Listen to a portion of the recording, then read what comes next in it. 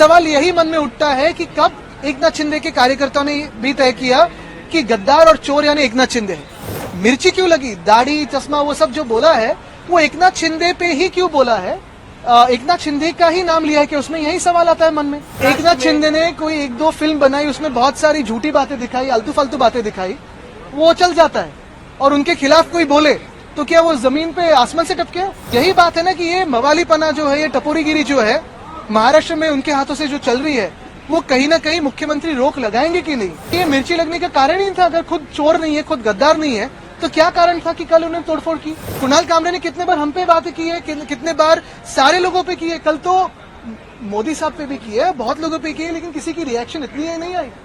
कितने बार पिछले 20 सालों में, 25 सालों में प्रधानमंत्री महोदय पे बातें हुई है, बहुत सारे लोगों पे बातें हुई, लेकिन कोई ऐसे रिएक्ट नहीं करता है। सवाल यही है कि कल जो कुणाल कामरा की क्लिप मैंने देखी, ये सब आंदोलन के बाद देखी है, तोड़फोड़ के बाद देखी, सवाल यही मन में उठता है कि कब एकनाथ शिंदे के कार्यकर्ताओं ने भी तय किया कि गद्दार और चोर यानी एकनाथ शिंदे है।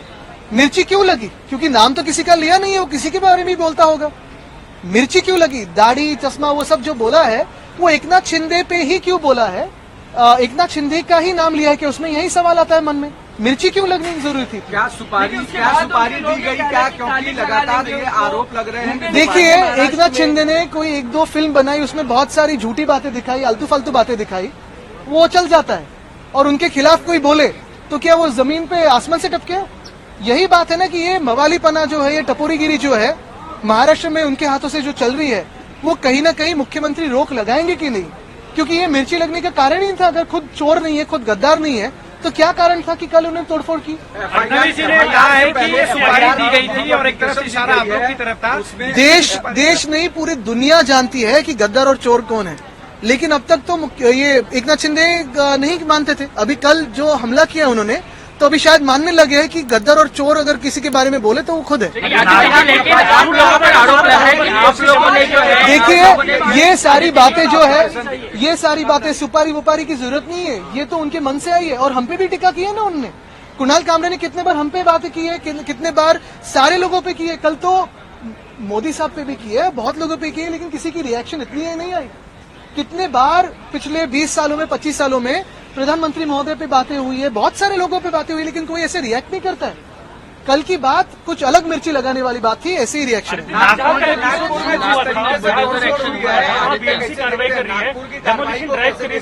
मैं यही पूछना चाहता हूं कि कल मिर्ची क्यों लगी।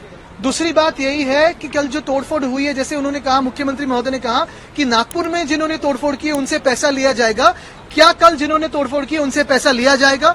तीसरी बात, क्या मुख्यमंत्री अभी इस वक्त आंखें खोल के देखें कि उनको अंडरमाइन कौन कर रहा है? ऑपोजिशन कर रही है कि खुद के जो दोस्त समझ रहे हैं वही धोखा दे रहे हैं?